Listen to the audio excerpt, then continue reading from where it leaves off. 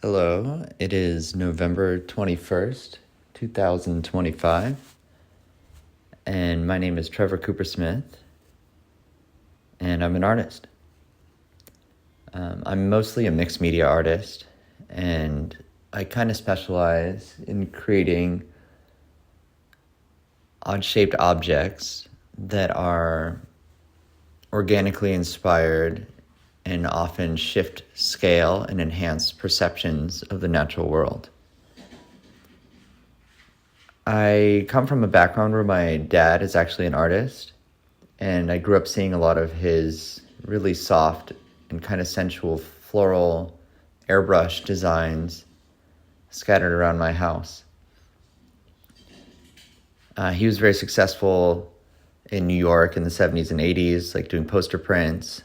And I guess I've always been inspired by his work. And more recently, he does a lot of mixed media stuff as well. But of course, I'm aiming to develop my own style and have as an artist in Los Angeles. I definitely see the world around me as very much connected to nature, and I'm trying to get people to feel a deeper connection, emotionally, spiritually, and physically as well.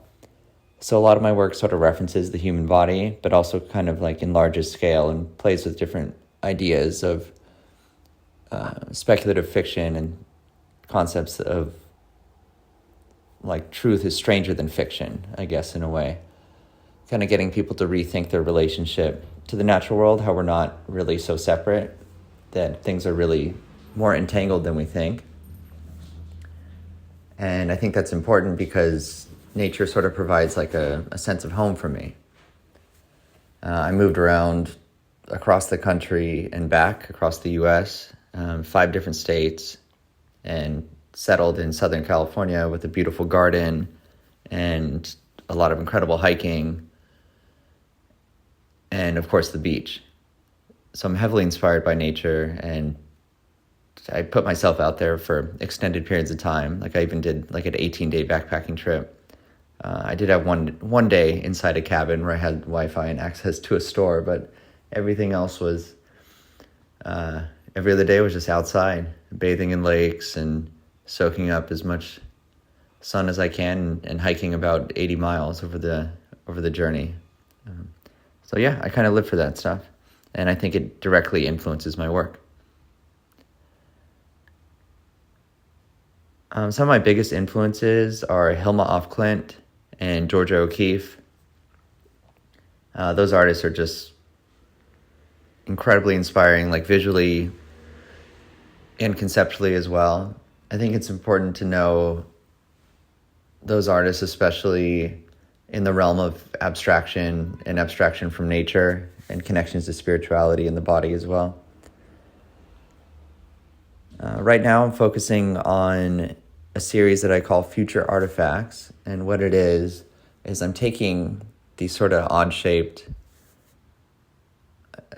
creatures and, flowers, insects, shells, things like that, often using a lot of reclaimed materials as well, and documenting them out back into nature.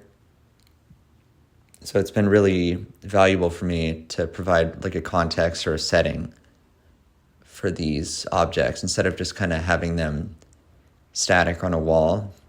I feel like I'm really bringing them to life with this series, and it's been really profitable for me, and not so much, a little bit financially, but mostly just working through ideas that I've been thinking about for years and getting people really actively like engaged in it. And I think that's been the most successful part of this series, is just getting people excited about nature and like excited to look at something new and ask themselves like, what is this? And that's just been such a great feeling for me.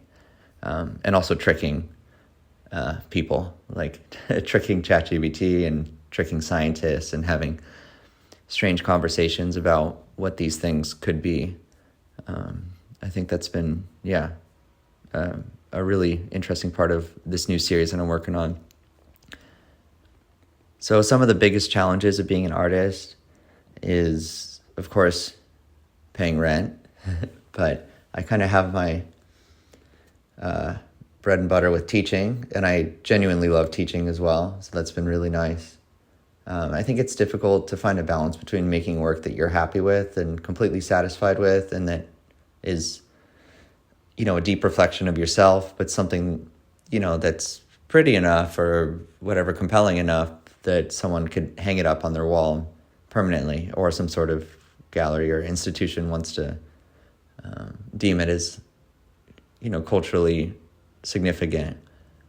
So I think it's a delicate balance of just finding the right materials, process, concepts, and visual language that ultimately articulates everything you're going for, but also that you can have other people really connected to as well, enough so they could hopefully take it home with them or share it in a way. Some advice that I would give to a younger self is to not be so stubborn and not think that I've kind of got it all made, because it's a really big art world out there. I mean, ultimately, it does feel quite small running into the same people. And I guess just having, a certain handful of galleries and people, at least in Los Angeles, that you constantly see and constantly interact with and kind of aiming towards, I guess, in a sense. But yeah, I guess when I was younger, I was a little bit cocky, and I think there's so much to learn about being an artist, and being humble is just such a valuable trait. Some unconventional mediums or techniques that I've used have been everything from paper pulp to live mushrooms to kombucha SCOBY.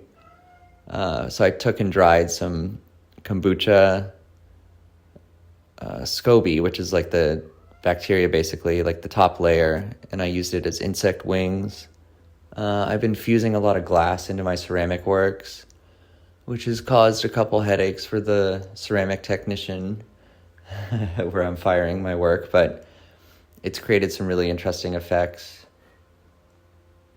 And yeah, I've also reclaimed a lot of plastics, wood, metals, and other glass and things like that I guess I consider unconventional materials. Oh, and shark teeth. I've been using shark teeth a lot.